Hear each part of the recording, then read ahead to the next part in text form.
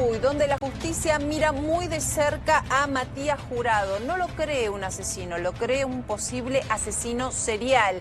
Pero aparece un video que grafica este cuento que te venimos contando. Cómo actuaba Matías Jurado. Iba a un lugar, se encontraba con una persona supuestamente en situación de calle, después te vamos a explicar por qué, la llevaba a un punto donde tomaban un taxi. Mirá lo que es esta imagen, lo vas a ver a Matías Jurado intentando frenar un taxi, vas a ver un taxi que frena y vas a ver cómo una víctima camina hacia ese taxi y es una persona a la que nunca más se la va a volver a ver con vida. Le dicen a Matías Jurado el asesino de los viernes. Esto que están viendo ocurrió un viernes, el 25 de julio, cuando, según cree la justicia, y tiene esta prueba contundente, Matías Jurado, presunto asesino serial, lo convoca a Jorge Anachuri, de 68 años, con una mentira. Se cree que le ofrece trabajo o le ofrece ir a una reunión donde pueden hablar de algún tipo de actividad laboral, aprovechándose de que Jorge Anachuri tenía algunas discapacidades. La familia nos dice, no era un hombre en situación de calle, pero sí era una persona que tenía problemas, que estaba muy obsesionado con la basura. Lo cierto es que Matías Jurado, con este video está probado, lo sube a Anachuri a un taxi, lo lleva, según reconstruyen después los investigadores, interrogando al taxista, a su propia casa, y de esa casa, Anachuri, ahí están viendo el cartel con el cual se lo buscaba, no sale nunca más, no se lo vuelve a ver con vida.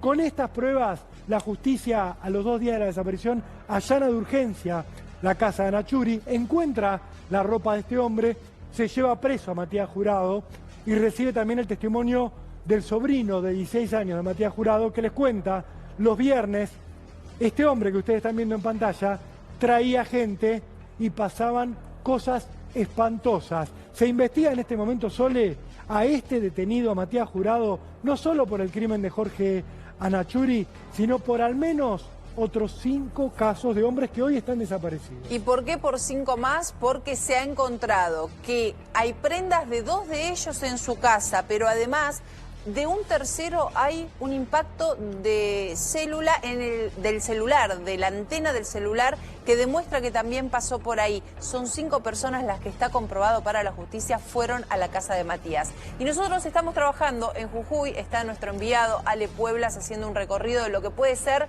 una de las historias más macabras de los últimos tiempos. Ale Pueblas, te escuchamos. Soledad Rolando, y que esto sigue escalando. Perfecto lo que contaban ustedes, pero es noticia de ultísimo momento. En la rejilla de la ducha, por debajo de lo que es la rejilla de la ducha, se encontró lo que pareciera ser una nariz y muchos pelos.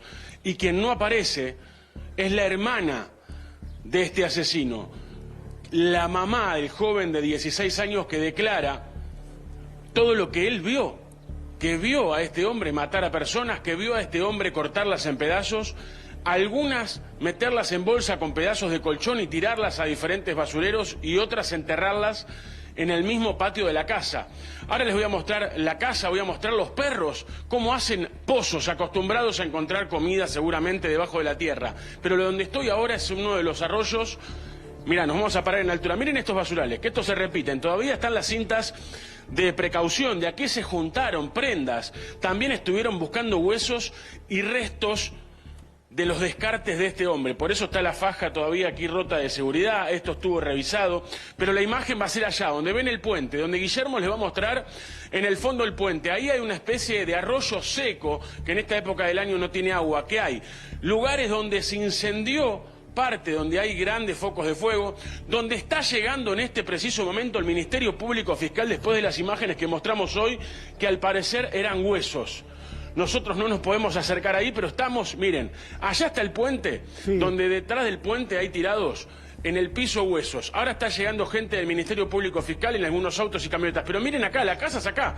Miren, Sole Roló. Ale, estamos hablando la casa, a 100 metros. Es muy impactante. Mirá todo el escenario que estás mostrando, pero quiero volver sobre este dato de último momento que dabas, porque es realmente escabroso y suma más horror, una historia que promete todavía darnos capítulos muy tenebrosos, lamentablemente. Decías que se encontró un rastro de una nariz y de pelos en la ducha de la casa donde vivía este hombre con su sobrino y con una hermana que también nos decís, nos confirmás, está desaparecida. Digo, podría ser objeto de interés para la investigación. Pero la idea de una nariz y pelos en la ducha es, la verdad, de un espanto de película de terror, Ale.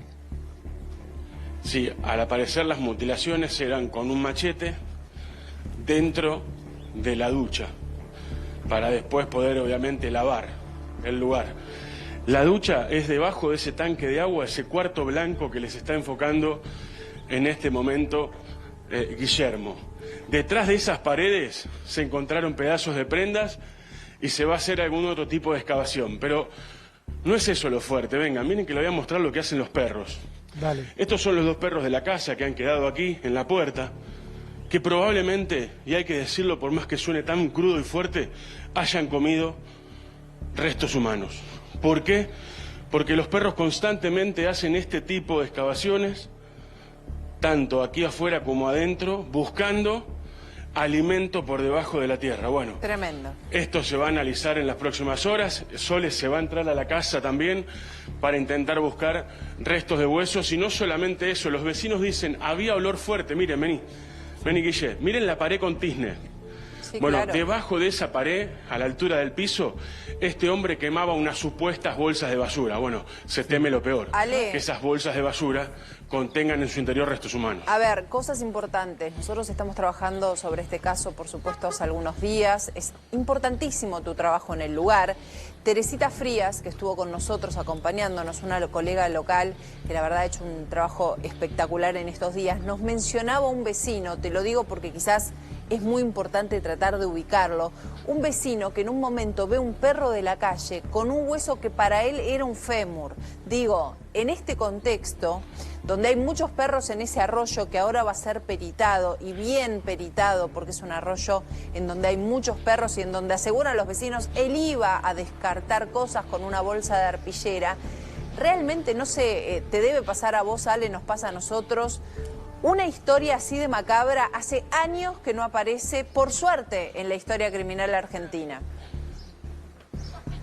Sí, y además, Sole, la familia de este hombre era muy violento, andaba siempre con un machete caminando por las calles y los vecinos huyen de querer hablar porque hay familiares de este hombre, por lo que dicen que son bastante agresivos. Miren, yo ahora voy a caminar y vamos a tratar de llegar al arroyo donde van a observar huesos que no sabemos si son de animal o si son de humanos a esta altura.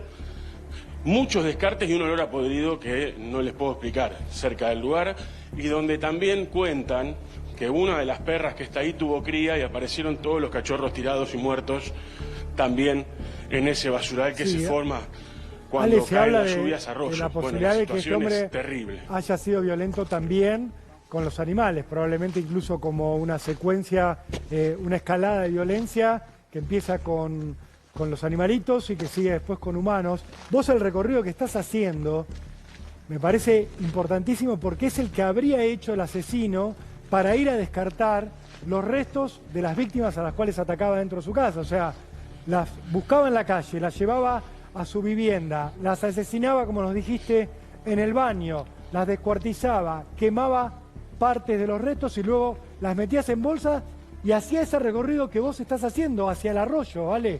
O sea, exactamente. Uno se puede imaginar Sí. lo que estás haciendo Este con es un el asesino recorrido como de todos los protagonista, días. cargado de restos. Ale, Sí, y además, Perdón. Rolando, mira, este basural, Sole, y ahí les doy pie, Dale. este basural que está acá, bueno, también fíjense la cantidad de lugares para descartar basura, como él decía que descartaba. En bolsas así, miren, muy similares a estas, con pedazos de colchón, ¿ven? Claro. Y en ese colchón humedecido, y bueno, muchos dicen que en esos colchones eran los colchones que él descartaba y tiraba en estos lugares. Muy extraño. Sí, Ale, Cecilia. te quería sumar un dato. El fiscal ya se contactó, o el equipo de fiscales se contactaron con el equipo argentino de antropología forense, así que va a ser muy importante estas excavaciones que se hagan, tanto en la casa como afuera. Es muy importante este recorrido que vos estás haciendo, porque la sospecha no es que solamente enterraba los cuerpos y los desperdigaba en su propio patio, sino también que usaba basurales y predios abandonados alrededor de la casa. Iba descartando. Ale, mientras vos seguís haciendo ese recorrido y por favor tenés prioridad cuando llegues al arroyo. Queremos sumar a esta conversación al doctor Miguel Miñones, uno de los médicos forenses más reconocidos del país. Doctor Miñones, gracias por atendernos. Necesitamos que nos ayude a entender por lo menos qué se puede reconstruir, qué se va a poder reconstruir de lo que habría hecho este asesino serial a partir de los rastros que se van encontrando. Bueno, ante todo, buenas tardes, muchas gracias por la invitación, es un placer estar con ustedes. Bueno, primero tenemos que definir si ya está comprobado que se trata o estamos ante un homicida serial. Para ello vamos a empezar por definirlo, ¿no? Básico, un homicida serial es aquel que ha cometido 3 homicidios o más en adelante, en un lapso de tiempo entre cada homicidio hay lo que se llama etapa de enfriamiento, donde está, digamos, en reposo el homicida, planificando el próximo homicidio. Acá va a ser muy fundamental el equipo de antropología forense, porque de acuerdo a lo que se halla, los restos que se hallen, primero hay que tratar de reconstruir un cadáver. A mí me ha tocado hacer reconstrucción de cadáveres, pero siempre hay que contar con el apoyo del grupo de antropología, porque si el cadáver solamente se trata de huesos o con escasas partes blandas, es muy difícil determinar la causal de la muerte, ¿no? Claro. Yo leí ahí que por ahí lo golpeaba, lo descuartizaba, realmente todavía no está demostrado eso. Sí se hallan muy desprolijos, en forma muy desorganizada, restos como esparcidos por distintos lugares, como que si no tuviera un plan directriz en el cual dirigir sus acciones, ¿no? Pero bueno, va a ser fundamental los hallazgos de que sean ante todo restos humanos, primero y principal. Y después que sean restos humanos, ver qué es lo que se puede encontrar, ya sea el ADN fundamentalmente, si hay huesos, y después ver si hay algún tipo de lesión en algún resto que se halle, ¿no? Miguel, una consulta. Este asesino tenía como modus operandi quemar los cuerpos. ¿Qué hace esto con los huesos? ¿Se puede llegar a encontrar ADN? No, si un cuerpo está quemado, o sea, carbonizado, no se halla ADN. Tiene que haber restos de hueso sano para poder determinar el ADN, ya sea diente, ya sea una costilla, sea el esternón, sea un hueso largo como el fémur. Pero si está carbonizado, no, nos aleja de la chance de hacer ADN, por supuesto. Y Miguel... Tanto la carbonización como la formalización, o sea, cuando está en formol, nos impide poder hacer ADN. Soledad Largui lo saluda, Miguel. Mucho gusto. Quería preguntarle, si usted se encuentra con este caso, ¿por dónde se empieza? ¿Se empieza por esa casa? ¿Se empieza tratando de analizar las herramientas? Dicen que hay muchas herramientas de corte que están incluso con manchas de sangre, por las prendas. ¿Por dónde se empieza? Se empieza por lo que supuestamente sería la escena del crimen, ¿no? O sea, se investiga todo. El terreno, o sea, el lugar donde vivía esta persona, los instrumentales que había, lo que podía ser utilizado como armas blancas, como armas para descuartizar, para cortar, ver si hay huellas de sangre, si hay pelo, si hay un rastro de algo en toda la casa. Y no se libera el lugar hasta que el fiscal no haya determinado que se hizo toda la investigación correspondiente, pero el lugar del hecho es fundamental. Nos básico. decían, doctor, nos decía ayer el fiscal Guillermo Bellier, que habían detenido los trabajos periciales a la espera del equipo argentino de antropología forense, porque entiendo trabaja diferente que los peritos policiales o judiciales. ¿Hay realmente un trabajo distinto que se pueda hacer cuando interviene un equipo de antropología? Sí, nosotros trabajábamos en un equipo de criminalística, donde un licenciado de criminalística era el coordinador del lugar, que es el que primero examina el lugar, va acompañado del fotógrafo. Después, una vez que se explora el lugar, se dictamina, se establece cuáles son los pasos a seguir, siempre con el fiscal al lado, ¿no? El fiscal es el que conduce la investigación.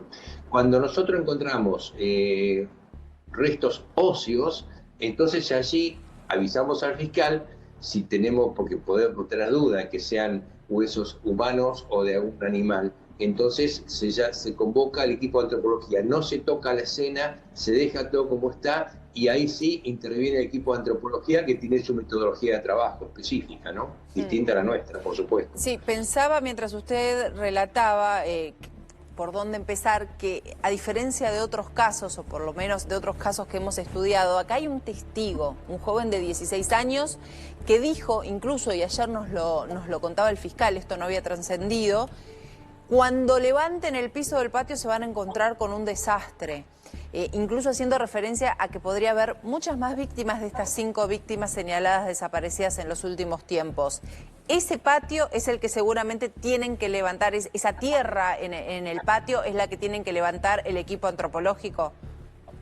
Claro, por supuesto, es fundamental. Más si hay una declaración de la sospecha de que hay cadáveres enterrados, con mucha más razón, tiene que actuar todo un conjunto, o sea, toda la gente de criminalística, donde hay gente especializada para levantar, pero con cuidado, porque no podemos cavar así impunemente y por ahí destrozado romper más si hay un cuerpo que está en estado de putrefacción, ¿no? Hay que ver la data de los cuerpos, porque no olvidemos que un cuerpo enterrado en tierra, ¿no es cierto?, hasta que se transforma en hueso pasan unos 5 años. Sí, Miguel, perdón, Ana Churi, este hombre, quien sería la última víctima de este asesino serial, no se encontró el cuerpo y fue el 27 de julio. No estamos hablando de años atrás, estamos hablando de un tiempo muy reciente. O sea, la manera que él descartaba los cuerpos era efectiva. Evidentemente hay que pensar que entonces los descuartizaba y los descartaba en otro lugar, porque si están enterrados los cuerpos se van a encontrar. Y por más que tenga 15 días, un mes, un año, el cuerpo va a estar. Ahora, si lo descuartizó y los descartó en un arroyo o en bolsas y demás, y va a ser muy difícil, ¿no?, poder hacerse del cuerpo, ¿no?, de restos. Doctor Miñones, ha sido un placer para nosotros escucharlo, realmente. Le No, el gusto ha agradecemos sido mucho. mío, gracias por la invitación. Muchísimas gracias. Adiós. Muy bien, volveremos.